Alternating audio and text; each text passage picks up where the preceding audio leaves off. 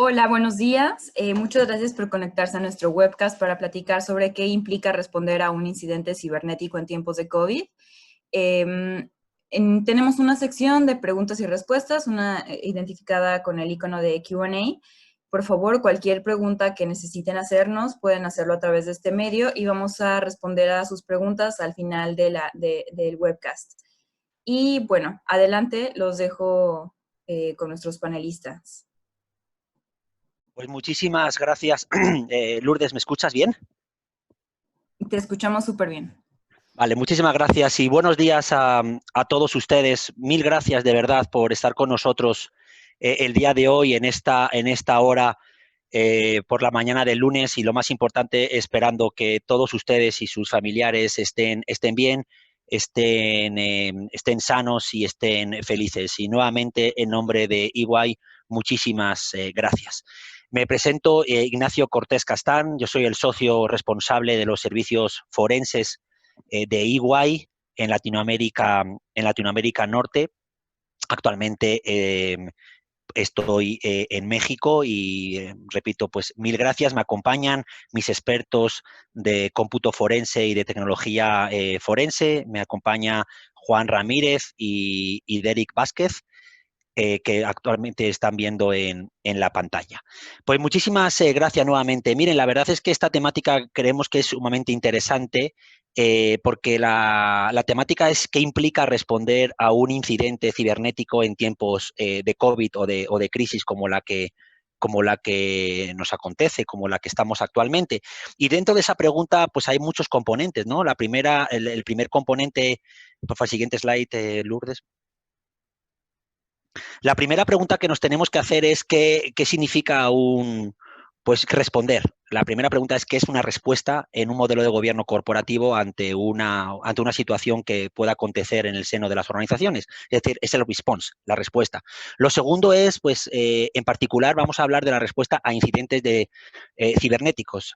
Y ahí vamos a entrar también en debate de todo lo que son las ciberamenazas, los ataques recientes que estamos viendo en Latinoamérica, pero también en particular en México, y cómo se gestiona pues esa amenaza o cómo se gestiona desde una óptica de gobierno corporativo ese ataque.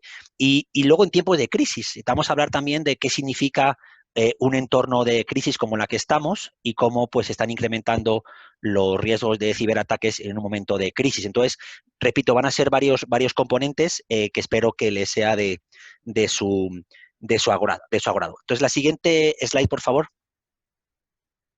Siguiente. Bueno, la primera pregunta que nos tenemos que hacer, según Robert Mueller, es que hay dos tipos de empresas, las que han sido hackeadas y las que van a serlo. E incluso esto se está fusionando en una categoría, aquellos que han sido hackeados y lo serán nuevamente. Entonces, bueno, pues ustedes seguramente posiblemente han sido víctimas de un ataque, desgraciadamente, pero prácticamente pues casi todas las compañías estamos siendo víctimas de ataques. Y aquí la pregunta es, pues, cómo podemos, repito, pues responder desde una óptica de eficiencia, de eficacia, de gobierno corporativo ante este tipo de ataques. Siguiente slide, por favor. Pues mira, en México, en este slide que preparamos la semana pasada, según la fuente de Kaspersky, estamos en el 11 a nivel mundial de ataques de ciberamenazas en tiempo real. Pero, sin embargo, a día de hoy somos el séptimo país. Somos el séptimo país que está siendo más atacado en cibercriminalidad. Entonces, bueno, pues México, repito, tenemos que estar muy preparados. Siguiente. Siguiente, por favor. Vamos a hablar un poquito de lo que es el impacto, ¿verdad? El impacto a nivel general en la economía y ya posteriormente entrar en el tema del ciberataque. Bueno, yo siempre, como experto forense, yo siempre tengo que decir varias cosas. La primera es, una crisis como la que estamos actualmente del COVID, pues está ocasionando interrupciones en prácticamente todos los sectores. Interrupciones que puede ser pues, de negocio, interrupciones de pérdida de ingresos o interrupciones también en incremento de costes. Entonces, ahí lo que tenemos que estar como empresas es estar preparados y analizar qué desafíos o qué obstáculos estamos teniendo en una situación como la que tenemos. Lo dice la OMS, la Organización Mundial de la Salud, y también pues como expertos también lo podemos decir. Ahí ven ustedes los impactos que estamos teniendo en las economías. 94% de las compañías están siendo víctimas de interrupciones. El 14% de las instalaciones que fabrican componentes activos, por ejemplo, farmacéuticas en China, se están viendo con interrupciones del negocio. un tema importante de las juntas directivas, de los board of directors, es que el 79% están afirmando que sus compañías pues no están preparadas, ¿verdad?, para enfrentar un evento de estas características, y luego ya veremos cómo esto lo solapamos con los temas de cibercriminalidad. Y luego pues 1 trillón de dólares de pérdida de ingresos es lo que están estimando según Oxford Economics de este impacto. Entonces, la siguiente slide, por favor. Ante ese entorno, lo que tenemos que preguntarnos es qué situación actualmente están teniendo las compañías. Bueno, yo siempre creo que tenemos que ver es que tenemos una situación actual pues que nunca lo hemos tenido en el pasado. Y eso significa varios esquemas. La primera es un esquema de trabajo remoto. Un esquema de trabajo remoto que significa que se están flexibilizando los controles. Pues, ¿por qué? Porque hay un aislamiento social que es obligatorio, que ha conllevado a las compañías, pues sí, a activar opciones de trabajo remoto. Es decir, se han activado de forma inmediata canales de conexión adicionales, se han otorgado permisos adicionales, hay mayor autonomía de las decisiones, incluso se han cambiado estructuras organizativas dentro de las compañías, se han cambiado tareas dentro de las compañías, incluso se han cambiado procesos dentro de las compañías. Y ante ese entorno de trabajo remoto, pues las compañías estamos expuestas, todas las compañías estamos expuestas a mayores riesgos de fraude. Y en el argot del fraude, nosotros tenemos 4 tipos de riesgos de fraude principalmente. El primero es la malversación del activo, que es lo que se denomina con el robo. Y ahí el robo podemos entrar a una discusión, pero no es el foro de aquí, de este webinar, pero robo es robar, extraer, malversar un activo de la compañía, líquido o no líquido, tecnológico o no tecnológico, de base de datos y mucho tipo de robo de información que, repito, pues estamos expuestos en estos momentos de crisis para que nos lo roben. El segundo es el fraude financiero, que es lo que denominamos aquí fraudes externos internos con óptica financiera. El tercero, que es un tema delicado, es el tema de la corrupción privada y pública. Y el cuarto, que es el que está a la izquierda arriba, es el tema del cibercrimen, que es donde nos vamos a focalizar hoy. Entonces, ante este entorno, podemos pensar como expertos de forenses es que efectivamente los 3 factores para que un fraude se dé en una compañía están ahora de una manera muy grande. Estamos expuestos muy grande. ¿Por qué? Porque el triángulo de fraude, que se denomina la presión, es decir, el problema financiero que una persona puede tener para resolver un problema financiero o un problema personal, pues está en las compañías, hay presión, hay problemas financieros que las personas o las compañías pues pueden estar teniendo. Hay oportunidad, es decir, los defraudadores están viendo la forma o la mejor forma para no ser descubiertos y hacer el ilícito para resolver su problema financiero que dije anteriormente.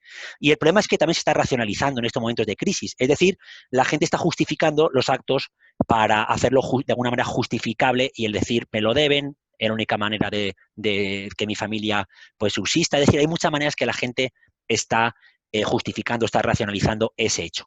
Y entonces eso lo que nos está haciendo es que hay muchas situaciones observadas que estamos viendo ante esta situación. Por ejemplo, les hemos puesto aquí 9 situaciones, pero podemos luego entrar en debate porque puede haber algunas más. El primero es acceso, exfiltración y exposición a información confidencial y sensible. Ese es un tema muy importante, que es el tema de la accesibilidad a información confidencial o sensible. El segundo es la alteración de los datos del beneficiario en un proceso de pago en las compañías, si estamos viendo ese tipo de situaciones en algunos de nuestros clientes. Hemos visto también incrementos de líneas de crédito de clientes pues con deudas, ante una situación como la que estamos teniendo. Estamos viendo secuestros de información a través de cifrados, lo que se denomina el ransomware. Estamos viendo, como ustedes seguramente habrán pues visto en las redes sociales, en la prensa, el tema de la suplantación de identidad.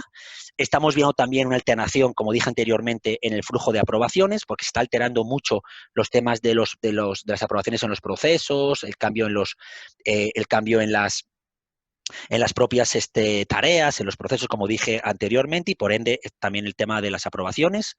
Está viendo también afectaciones de la integridad y de la disponibilidad de la información. al trabajar como dije anteriormente, al trabajar en remoto, pues sí que está afectando de alguna manera cómo está disponible la información. Hay aprobaciones, como dije anteriormente, en el flujo de aprobaciones, pero en particular el tema de los descuentos, los pagos, los términos, pues que no se están cumpliendo con las políticas, pero no porque hay un incumplimiento, es porque incluso la propia política muchas veces pues se está cambiando con temas pues de la urgencia en muchas de las decisiones que tenemos que tomar las compañías. Y la última situación es la creación de nuevos clientes y proveedores sin cumplir con la debida diligencia, y eso está ocasionando también pues un tema de posibles corrupción o posibles acuerdos o posibles empresas que están entrando en el flujo, en el onboarding, en el flujo de las compañías que no han pasado, como decimos, debida diligencia o el proceso establecido, repito, del onboarding de estos clientes o de estos proveedores.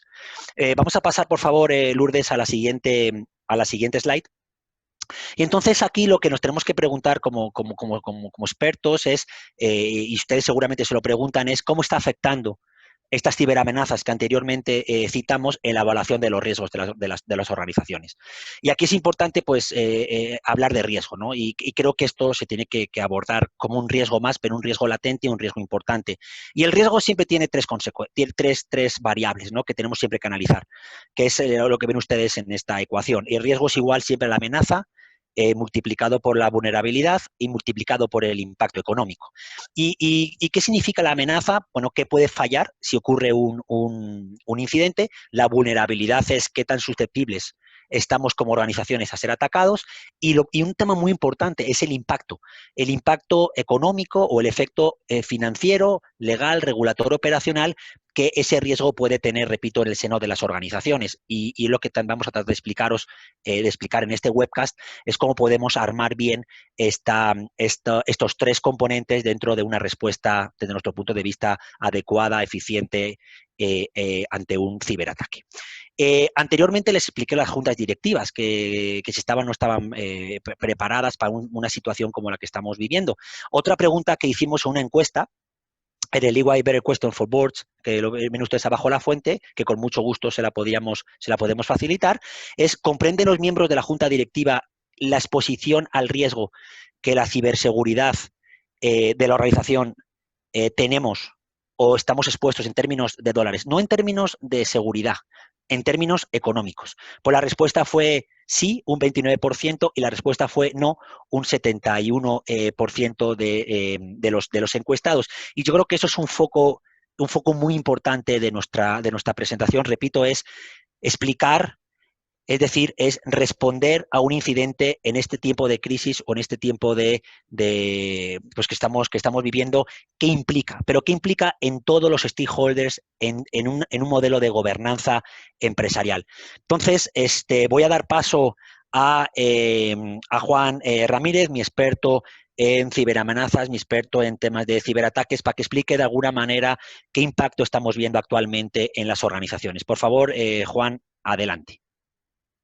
Gracias, Nacho. Buenos días a todos.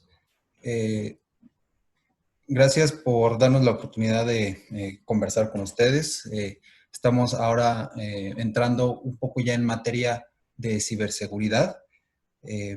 ¿Cuál es el panorama particular del impacto de toda esta pandemia relacionada al COVID en la ciberseguridad, ¿no? Entonces, desde la parte óptica técnica, estamos viendo un incremento en campañas de actores que están tratando de penetrar o sacar información o beneficio de manera remota también, ¿no? ¿Cómo son estas campañas? Muchas fuentes ya lo han indicado.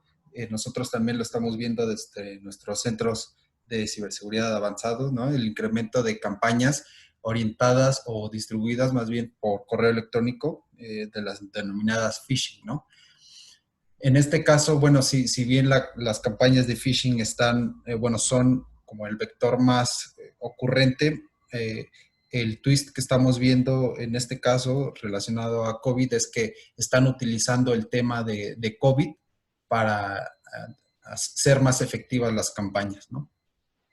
Otra de las peculiaridades que estamos viendo en esta coyuntura que estamos viviendo es que estos ataques tal vez ya no están dirigidos a las organizaciones como tal, sino los atacantes, al saber que todo el mundo se está moviendo al trabajo en casa, estas campañas están siendo muy particularmente dirigidas a la fuerza laboral que está trabajando de manera remota. Con esto digo que también es el tercer factor, así como están siendo atacadas la fuerza laboral, pues también están siendo atacadas sus redes o sus redes, digamos, caseras, ¿no? Que son potencialmente muchísimo más vulnerables por tener tal vez menos niveles de seguridad que una red corporativa. Otro de los factores que estamos viendo a la alza es, bueno, en general, independientemente del modo de la campaña, estamos viendo la utilización excesiva o el encubrimiento de una campaña de ataque atrás del nombre de COVID, ¿no? Muchas de las... ahora todos estamos recibiendo y estamos siendo bombardeados con este hashtag y con este nombre comercial, con esta marca llamada COVID. Entonces, es difícil para los empleados trabajando en casa o para la gente en general, discernir qué es real, ¿no? Qué es información real, fidedigna, o qué está siendo parte de que forma parte de una campaña maliciosa, ¿no? Entonces, esos son los escenarios y el impacto en el tema de la ciberseguridad. También estamos viendo, digamos, el aumento del 80%, digamos, en las campañas temáticas de COVID en cuanto a phishing, ¿no? Estamos viendo que, bueno, esto no es nada nuevo. El 70% del malware que estamos identificando desde nuestros centros de ciberseguridad y desde los clientes que estamos atendiendo es que están particularmente orientados a extraer credenciales, ¿no? También hay un estudio de un proveedor de tecnología de seguridad que se llama Checkpoint que dice que hay un 50% de probabilidad de que si recibimos algún mensaje por cualquier medio, ya sea nuestro correo corporativo o nuestras redes sociales personales, si recibimos un mensaje o una notificación con el nombre de COVID, ya hay un 50% de probabilidad que sea falso o que sea, digamos, como que forma parte de una campaña de un ataque cibernético. Y bueno, todo el mundo, hay varias organizaciones que están tratando de, una vez más, medir y cuantificar el monto relacionado a los casos de fraude. Por ahora, digamos, esto es solo una fuente, pero el Buró de Inteligencia de Fraude de Inglaterra, ellos solo han reportado 21 casos, pero hay muchas fuentes desde el Interpol, desde en Estados Unidos, desde Alemania, que están reportando casos, ¿no?, relacionados a fraude cibernético. Gracias, Lu. Podemos pasar a la siguiente slide.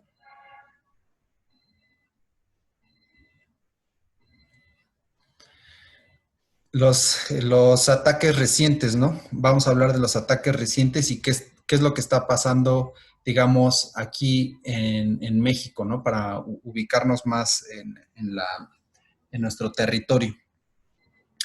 Antes que nada, me gustaría, digamos, dar estos números, que también son un estudio de la OEA, que es la Organización de los Estados Americanos, que hizo un estudio del estado de la ciberseguridad en varios de los países latinoamericanos y del Caribe.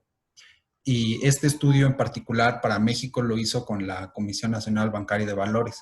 Este estudio es muy bueno, lo quise incluir en esta presentación porque muchos de ustedes forman parte del sistema financiero en México, entonces este estudio está orientado a, digamos, dar más información fidedigna de cuál es la situación real de la ciberseguridad en México en el sistema financiero, que es, dicho sea de paso, una de las industrias más reguladas y donde hay más información, ¿no?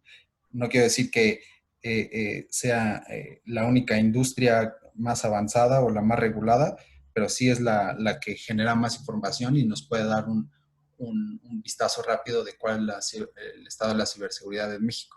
Entonces, ese estudio tiene mucha información, son 98 páginas, ahí está el enlace, si lo quieren consultar.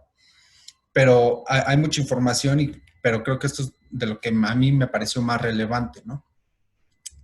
¿Cuál es el estado de la ciberseguridad al 2019 en México, ¿no? Y dice, el 50% de las juntas directivas sí recibe reportes relacionados a ciberseguridad y a fraudes cibernéticos. 50%. En este caso, para México fueron 240 encuestados, instituciones financieras encuestadas, pero solo la mitad recibe esta información, ¿no? Esto va a ir resonando con algunos de los indicadores que dimos atrás, desde la encuesta de EY y la encuesta de la OMS, ¿no? Es decir, hay una percepción de que las empresas, digamos, todavía no están tan preparadas como para afrontar este tipo y responder ante ciberamenazas, ¿no? Hay otro indicador que el 85% de las instituciones encuestadas basa su estrategia de ciberseguridad simplemente en la implementación de firewalls y antivirus, que son, digamos, como una oleada primigenia de cómo se debe de estar preparado para un ataque cibernético, ¿no? Con estos dos elementos de firewalls y antivirus, el 85% de las empresas cree que están preparadas, pero, por ejemplo, el otro indicador, solo el 10% de las organizaciones ha implementado, implementa o integra inteligencia artificial y computación cognitiva o con otro tipo de aplicaciones como SIEMs o orquestadores para hacer frente a las ciberamenazas que casi diario están apareciendo, ¿no? Y el último indicador es también muy revelador, también resuena con los otros indicadores que se dieron, que es que el 65% de los encuestados creen que va a ser difícil incrementar el budget o el presupuesto de ciberseguridad para las organizaciones, ¿no? Y ahora digamos, ubicándonos en la coyuntura en la que estamos, en donde ha habido otras prioridades, ¿no? Cómo manejar la fuerza laboral o el impacto en la cadena de suministro. Yo creo que la ciberseguridad y el presupuesto que se le asigna podría cambiar este número a la baja. Siguiente slide, por favor. Bueno, esto es lo que está sucediendo en México. Hay muchísima información acerca de esto. Todo el mundo lo estamos recibiendo. Estos son, tal vez, los mensajes de WhatsApp que hemos recibido o los correos electrónicos que hemos recibido a nuestro correo personal o al correo institucional. Es decir, son un poco las campañas que se han estado gestando, ¿no? Por decir algunas, ¿no? Y por citar algunas marcas. Pero lo que hemos estado viendo y detectando es que se están utilizando, pues eso, tácticas de suplantación de información y tácticas de valerse del estrés de las personas, pues para distribuir aplicaciones maliciosas o sacar información de credenciales o cuentas de las personas, ¿no? Se está suplantando la identidad del gobierno, se están suplantando las identidades de marcas como Netflix o Amazon, ¿no? Para supuestamente ofrecer meses gratis o suscripciones gratis por razón de la pandemia, etcétera, etcétera. Entonces, esta es la situación que nuestra fuerza laboral y nosotros mismos seguramente estamos viviendo. Siguiente slide, por favor, Lu. ¿Cuáles son los vectores de ataque? Esto es muy importante hablarlo, ¿no? Desde nuestra experiencia, a raíz de la pandemia, se sigue utilizando tácticas de ingeniería social. Cabe resaltar que todos estos vectores de ataque están, digamos, relacionados unos con los otros, no es uno u otro, sino un vector de ataque alimenta a los demás.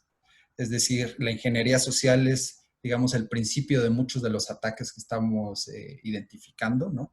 en estas campañas de ingeniería social se suplanta personalidades o identidades pues, para sacar información y generar confianza en los targets, ¿no? En los objetivos.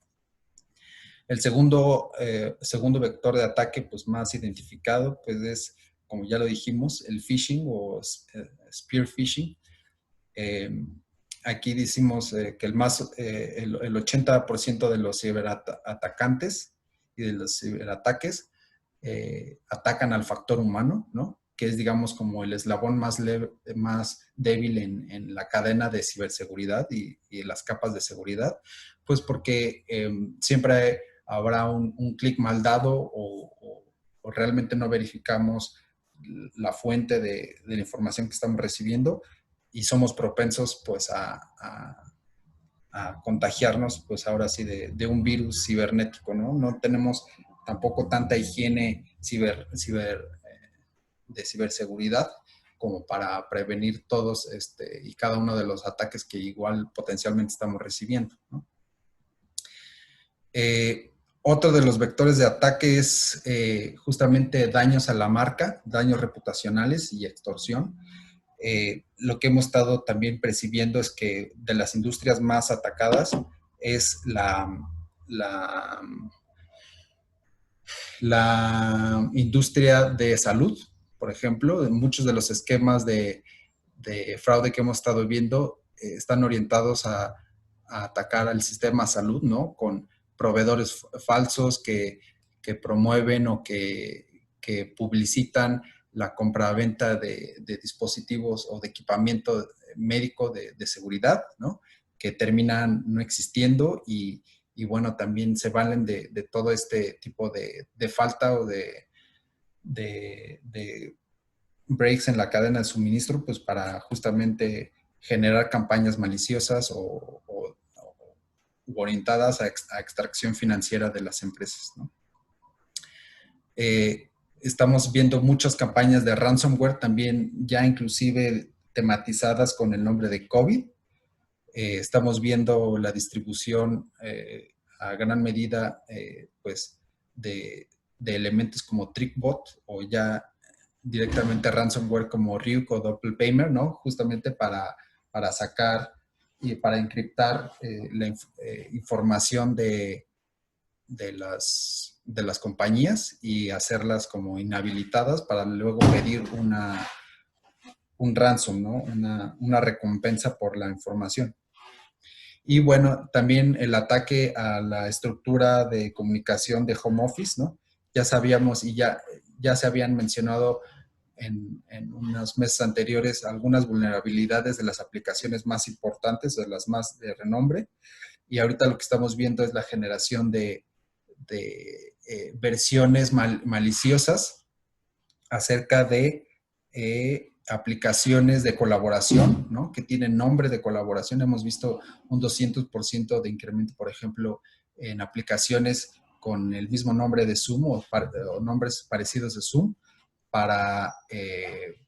pero con contenido malicioso, ¿no? Entonces, es lo que está pasando, ¿no? Generación de aplicaciones maliciosas para que la gente los descargue, inclusive de las tiendas oficiales, para distribuir malware.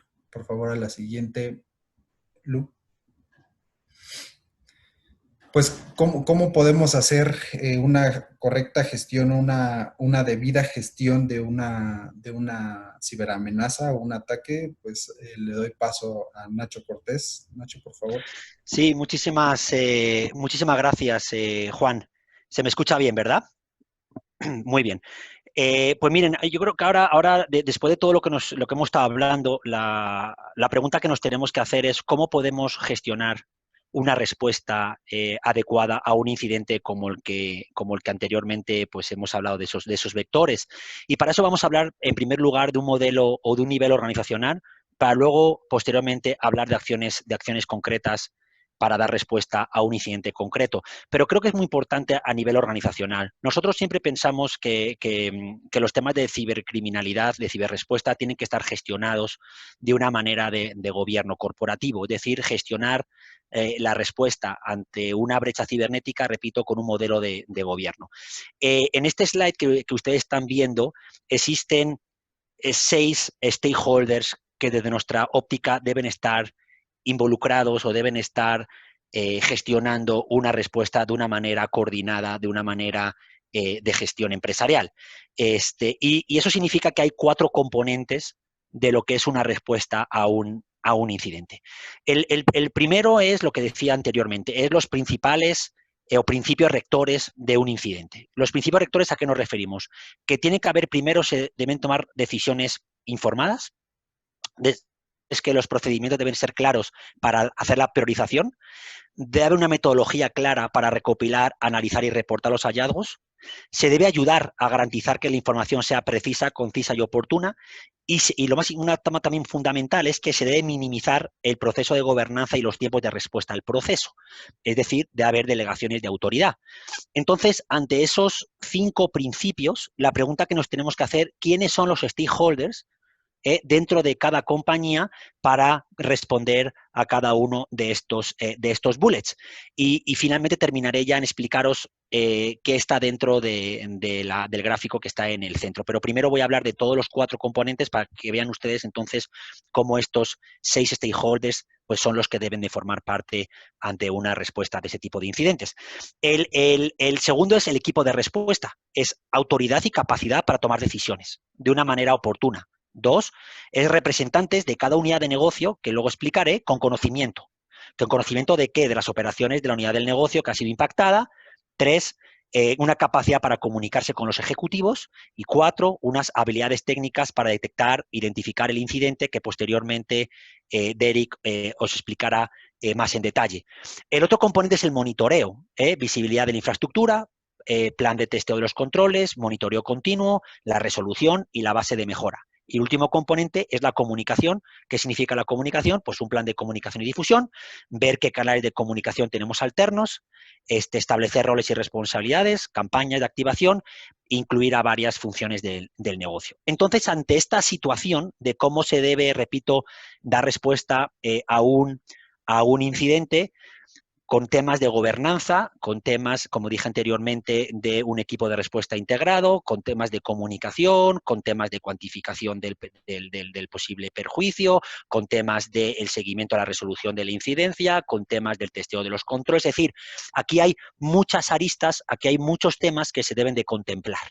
Y como tal, vamos a hablar de quién, desde nuestro punto de vista, debía ser parte de este equipo de respuesta, que esta respuesta, esta gestión debe estar documentada, debe estar en un documento, en un protocolo compañía, es decir, no debe ser un tema de especulaciones, no debe ser un tema de vamos a sentarnos nosotros para ver cómo respondemos. Nosotros les recomendamos, y ahora más que nunca en los temas del COVID, es que establezcan un protocolo escrito, documentado, aprobado, autorizado, para que ya es simplemente ejecutar y hacer real, lo repito, lo estipulado en este protocolo que se llama respuesta o gestión a un incidente. Entonces, una de las áreas fundamentales, lógicamente, pues es el equipo de seguridad de la información, pero también hay que incorporar a la gente de reclamaciones de los seguros. En algunos compañías está dentro de riesgos, en otras está dentro de seguros.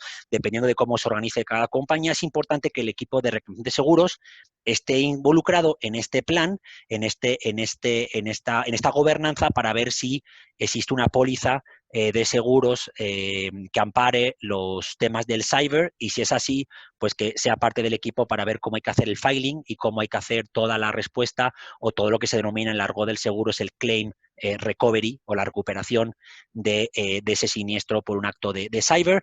Es importante el agente de relaciones públicas, sobre todo por el componente cuarto de la comunicación.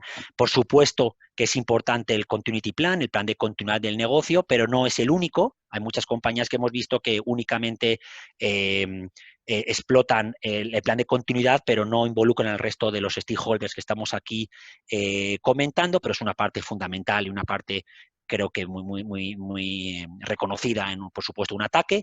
Tiene que estar la gente de cumplimiento, la gente de compliance, la gente de la segunda línea de defensa conjuntamente con riesgos, porque son los expertos en ver el cumplimiento normativo y sobre todo por aspectos de data protection, si hay algún componente, por ejemplo, de datos personales que hay que involucrar, por la gente de cumplimiento en las empresas europeas por el famoso GDPR y aquí en México por los temas de los datos personales. Es decir, son personas que deben estar también como parte del equipo ante una respuesta. Por supuesto que es parte del cumplimiento el CFO, la gente de finanzas, Contraloría, CFOs, la parte financiera tiene que ser parte del equipo. ¿Por qué? Porque es una parte fundamental la cuantificación, ¿verdad?, del posible riesgo. Como dije anteriormente, que es la parte del riesgo que tiene a 3 vectores, pues uno de ellos es la cuantificación o el impacto económico de este ataque de cyber, porque puede estar afectando, repito, una interrupción del negocio si el ataque ha influenciado o ha atacado pues algunos de los aplicativos importantes para el negocio en curso y, por supuesto, hay que hacer la cuantificación de la interrupción de ese negocio ocasionado por este ataque. Y el equipo legal, que nosotros aquí hemos denominado de litigio, porque hay algunos casos, no todos, pero hay algunos casos que el ataque de cibercriminalidad, el ataque que hemos tenido, pues puede ocasionar que tengamos que incurrir, ¿verdad?, en litigios o en controversias contra un tercero, ya sea que en la fuente de origen raíz se ha identificado que el culpable pues es un tercero, habrá que hacer un litigio contra un tercero, o es alguien interno de la compañía, dependiendo del caso. Hay muchos casos que no, pero hay algunos casos que sí. Pueden terminar en un litigio de índole civil, puede terminar un litigio de índole penal. Incluso muchas veces hemos visto que nuestros clientes están haciendo demandas generales, algunas demandas de temas penales cuando han sido víctimas de un ataque de cibercriminalidad, repito, con un componente penal. Entonces, de alguna manera, estos stakeholders, ¿verdad?, son los que, repetimos, creemos que deben ser parte de esta respuesta a incidentes por el COVID, efectivamente, porque como dijo Juan y un servidor anteriormente, pues los temas de cibercriminalidad están incrementando mucho, pero con independencia del COVID nosotros somos muy proclives a tener este plan de respuesta para que en cualquier momento de la compañía, es decir, en el beyond, en el now, next and beyond, es decir, en el futuro, que estemos preparados a un ataque de cibercriminalidad, porque el cibercrimen, como comentaba anteriormente, en el COVID, pues sí se ha exponenciado el riesgo, pero en nuestras encuestas de hace 1 año, 2 años, 3 años, 4, 5, 6 años para atrás, el cibercrimen sí seguía siendo uno de los riesgos de fraude, uno de los ataques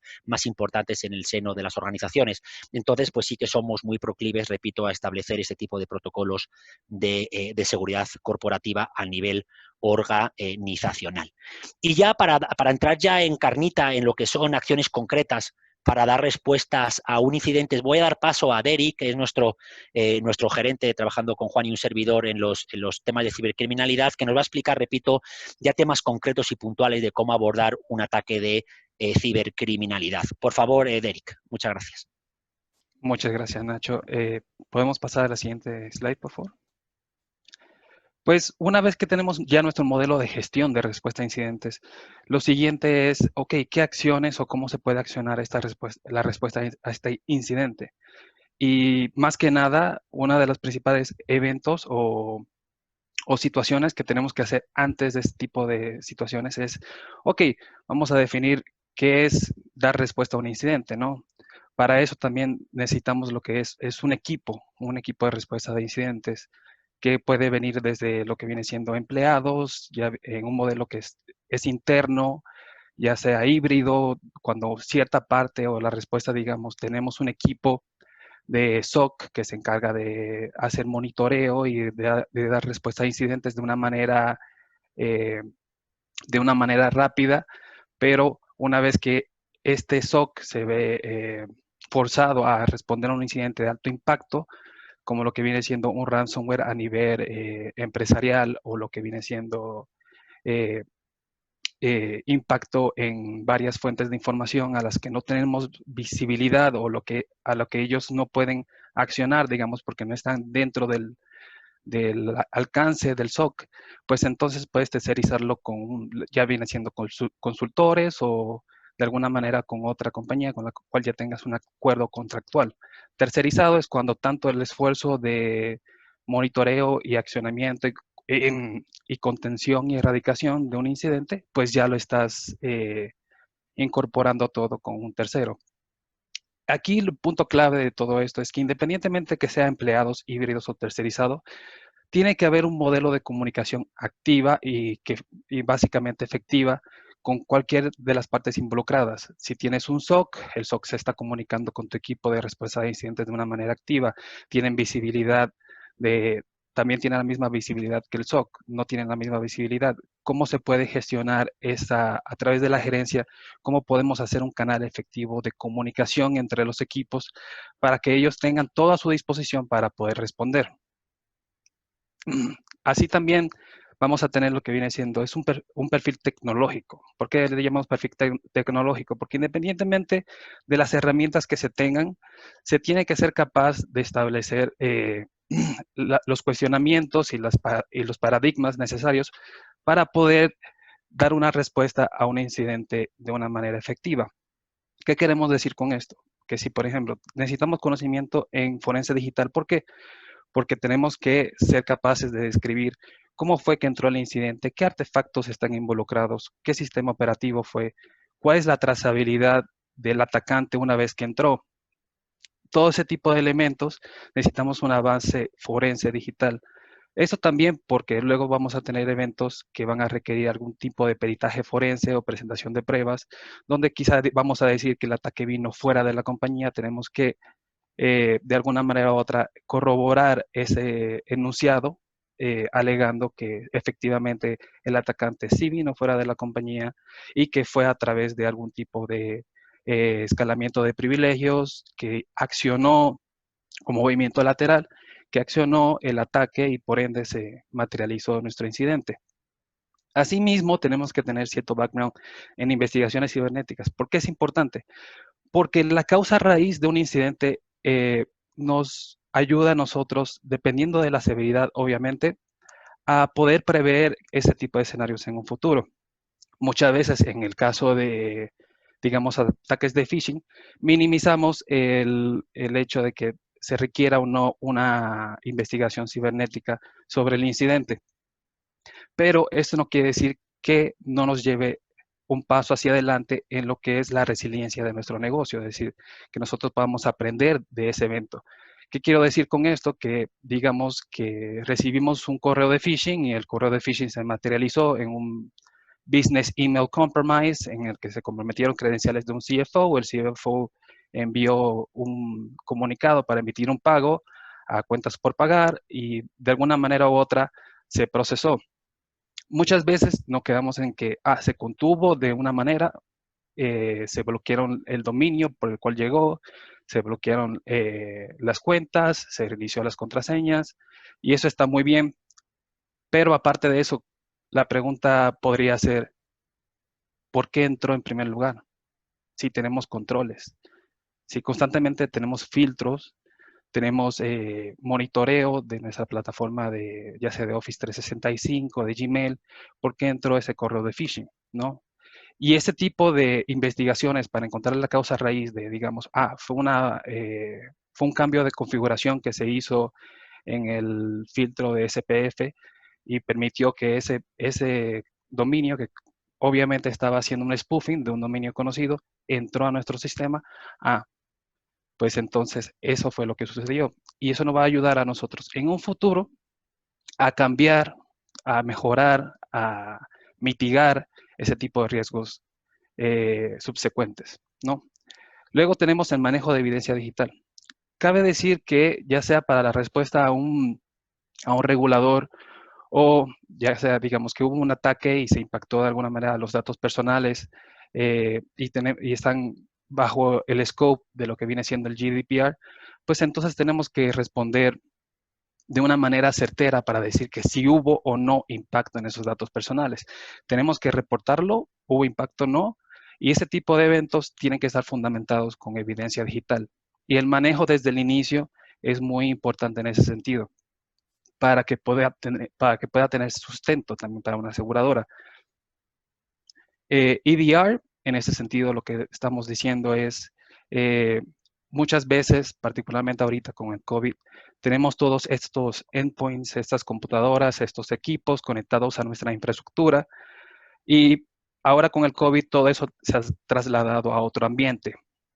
En un ambiente donde no necesariamente tenemos visibilidad de nuestra red como lo teníamos anteriormente, y no tenemos visibilidad de qué red o qué otras comunicaciones tiene esa computadora con otros dispositivos. En ese sentido, EDR nos permite a nosotros saber qué es lo que está sucediendo y tener la visibilidad de esa infraestructura que ya está fuera de nuestro alcance. IDS, IPS y Firewall es básicamente nosotros saber el perímetro de nuestra infraestructura tecnológica, qué estamos viendo, hasta dónde estamos viendo, qué tipo de eventos estamos viendo, qué tanta información se está transmitiendo. Y esto obviamente está bajo nuestra infraestructura crítica, ¿no? Y la infraestructura que estamos monitoreando. Pero aún así, cabe mencionar que el tener este tipo de conocimientos nos funcionará a nosotros para poder describir alertas, para poder describir eventos que hayan sucedido subsecuente. Un incidente no se define nada más por uno o dos eventos. Usualmente un incidente se define por un promedio de unos 50 eventos que sucedieron, como mínimo, en la instancia de incidentes pequeños. Entonces, el saber de este tipo de indicadores nos va a permitir a nosotros correlacionarlos posteriormente. Luego tenemos criptografía.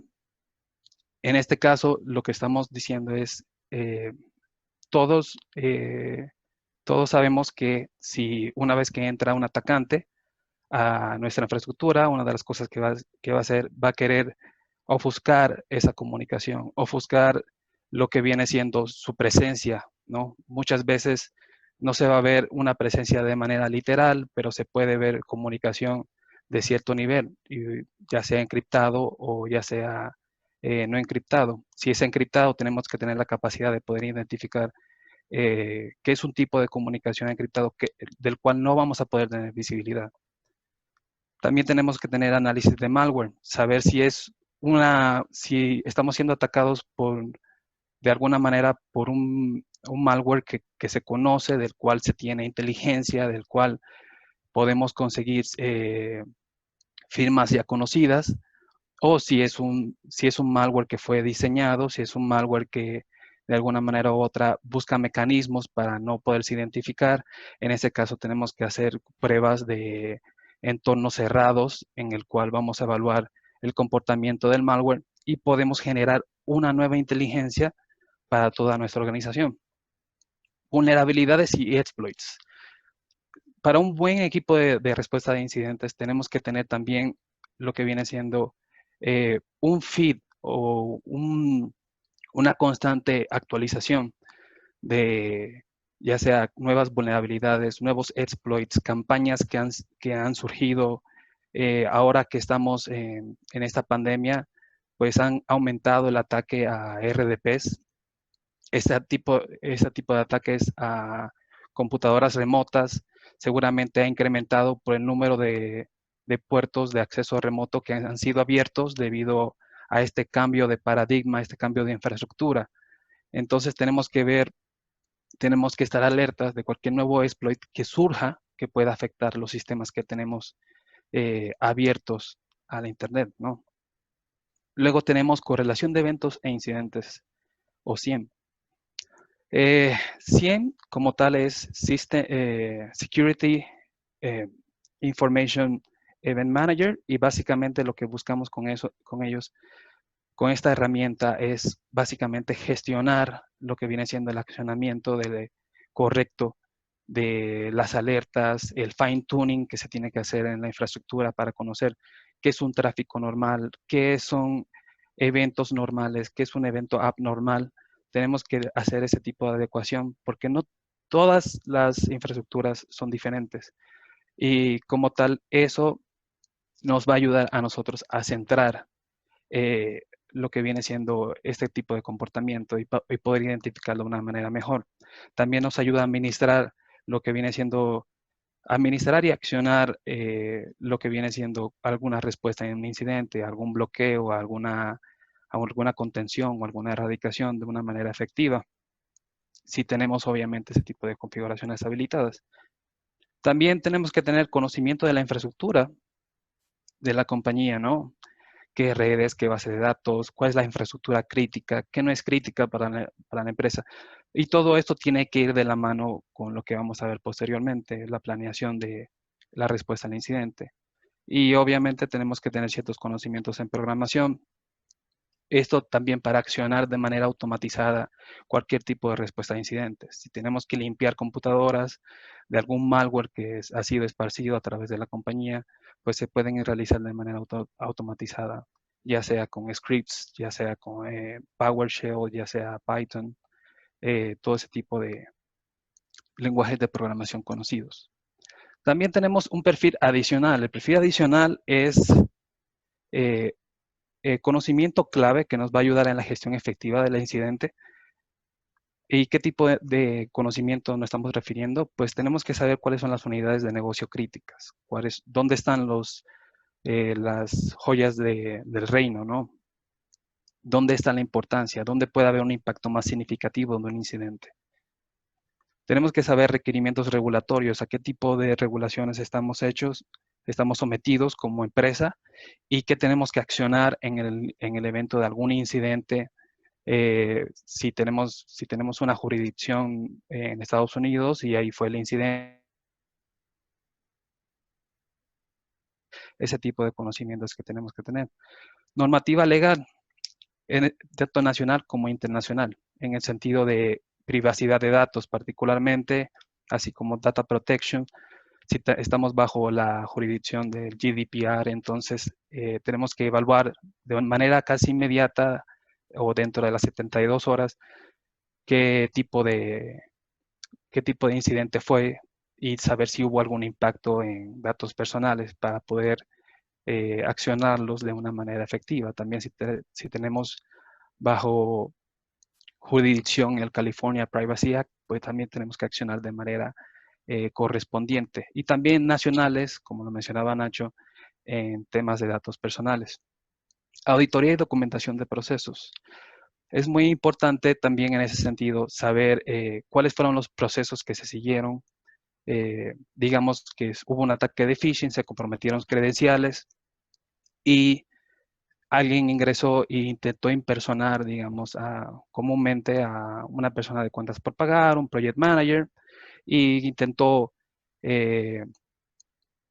solicitar el pago a un proveedor ya desconocido, un proveedor nuevo o un cambio de cuenta a un proveedor. Tenemos que saber si ese proceso de pago, si se materializó o no. Tenemos que saber si se siguió correctamente los procesos de pago, ¿no? Y ese tipo de eventos nos ayudará a nosotros a fortalecerlos en un futuro. Y por último, necesitamos ciertas certificaciones. La certificación nos ayudará a nosotros a tener ese background técnico, esa fortaleza de poder estar al tanto de lo que está sucediendo, no solamente dentro de la empresa, sino afuera en términos de nuevos tipos de incidentes, cómo se puede responder, cómo se puede movilizar y accionar distintos tipos, no solamente de herramientas, pero también de nuevos conocimientos sobre campañas de atacantes y ese tipo de eventos. Siguiente slide, por favor.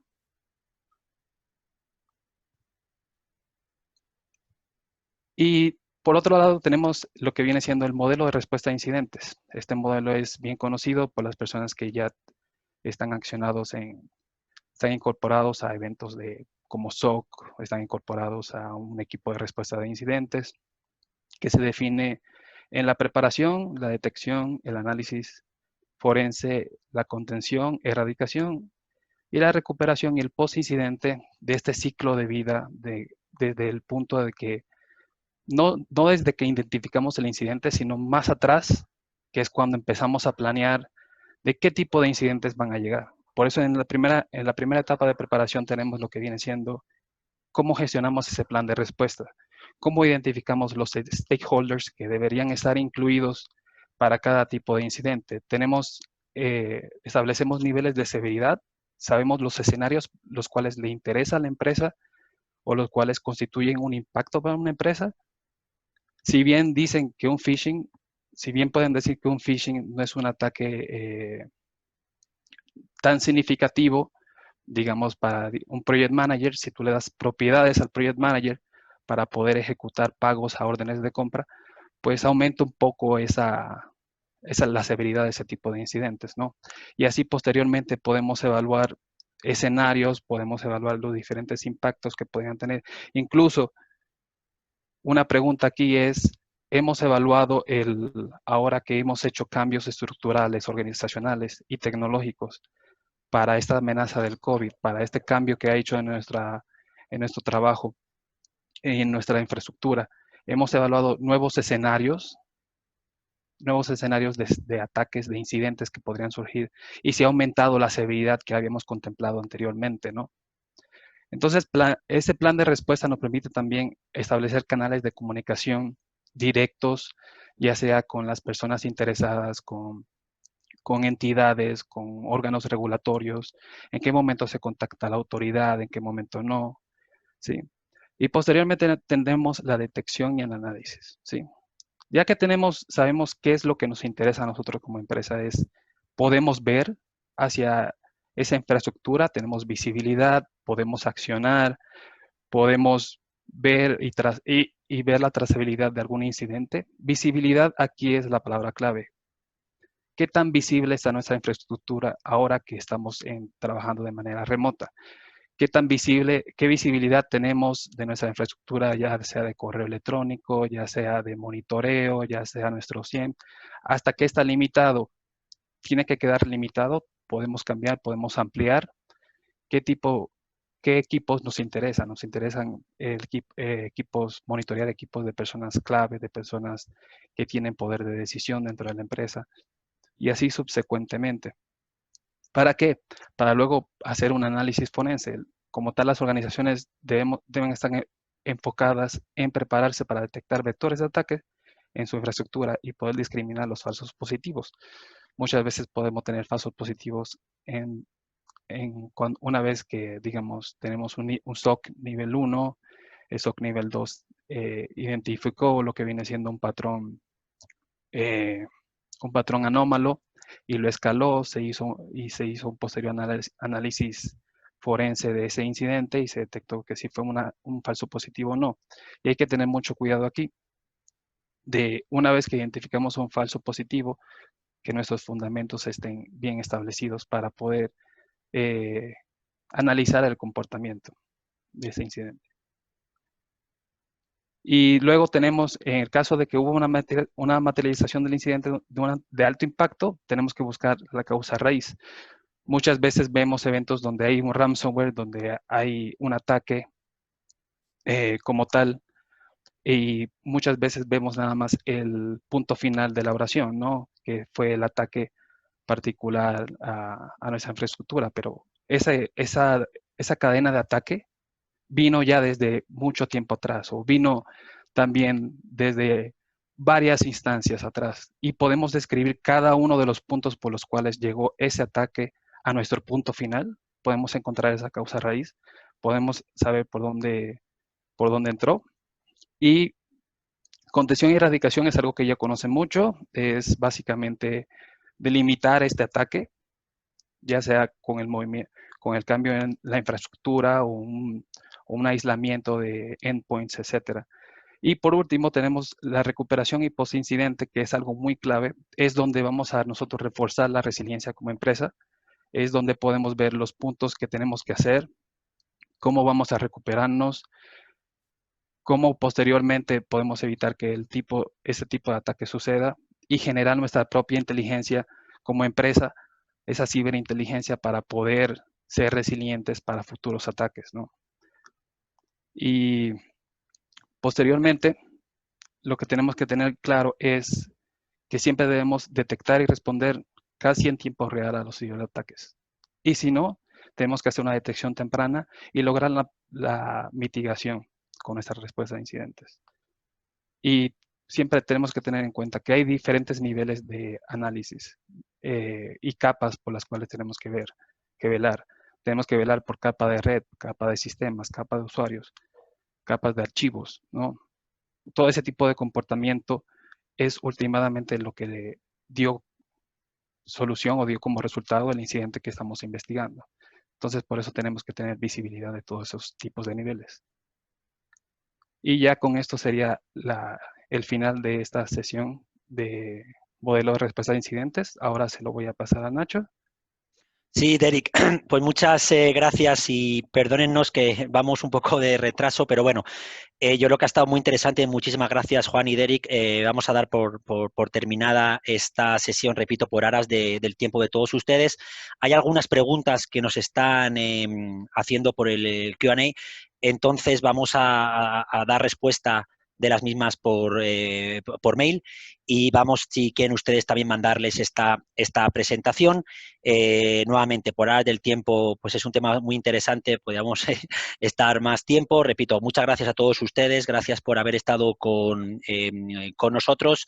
Les vamos a facilitar la presentación si así ustedes pues lo desean, y a las preguntas, repito, lo contestaremos vía mail. Muchísimas gracias a todos ustedes, gracias por su tiempo, gracias Juan, gracias Derek, gracias Lourdes.